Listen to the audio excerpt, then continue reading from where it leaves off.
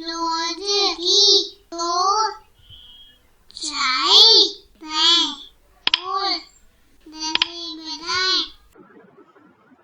Hello दोस्तों, तो कैसे हैं आप सब। आज हम करने वाले एक नया क्रियाकलाप जो कि लिया गया है आपकी पुस्तक रिमझिम कक्षा 4 NCERT के पाठ मुफ्त ही मुफ्त से। अब इस क्रियाकलाप को करने के लिए आपको खोलनी है अपनी पुस्तक और निकालना है पृष्ठ संख्या 125। तो चलिए देखते हैं कि आज हमें क्या क्रियाकलाप करना है।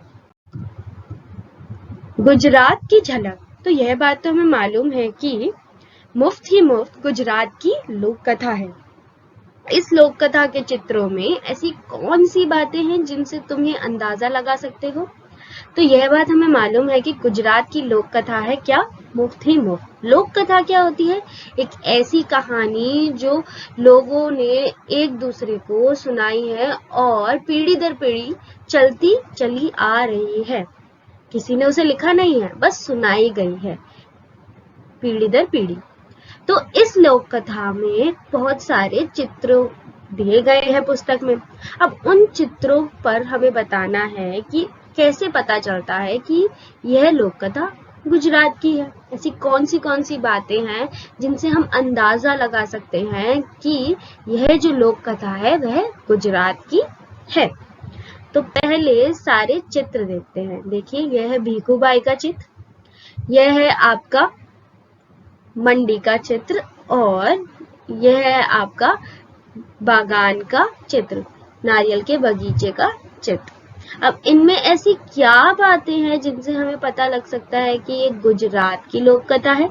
तो चलिए पहले उत्तर लिखते हैं और उत्तर लिखने के बाद आएंगे और उन सारी बातों पे ध्यान देंगे। इस लोक कथा के चित्रों में भीखूबाई के पहनावे, पेड़ पौधे, मंडी के दृश्य, ऊंट की पीठ पर लगा कपड़ा, ऊंट वाले, घोड़े वाले माली आदि के वस्त्रों को देखकर हम अंदाजा लगा सकते हैं कि मुफ्त ही मुफ्त गुजरात की लोक कथा है। तो सबसे पहली बात इन्होंने क्या बताई है? भीखूबाई के पहनावे।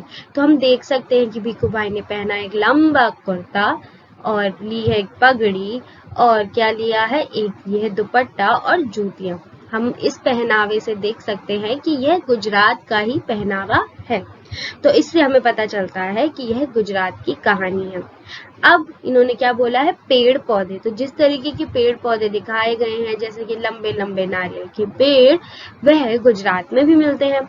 मंडी के दृश्य में अगर आप देखें तो जैसी जैसी इस नाव में कलाकारी है या इनके कपड़ों में कलाकारी है, वह सब गुजरात की ही कलाकारी है, गुजरात की कला है। तो इससे भी हमें पता चलता है कि गुजरात की यह लोक कथा है। ऊंट की पीठ पर लगा कपड़ा। अब यह जो ऊंट की पीठ पर कपड़ा लगा है, यह भी गुजरात में देखा जाता है। तो इससे भी हमें मालूम पड़ता है कि ये कहाँ की कथा है, यह गुजरात की लोक कथा है। और फिर जैसे कि हमने बात की कि ऊंट वाले, घोड़े वाले और माली आदि सभी के वस्त्रों को देखकर हमें अंदाजा लगता है कि यह कहानी जो है वह मुफ्त ही मुफ्त, वह गुजरात की लोक कथा है। तो आपको ये सारी चीजें दिखी?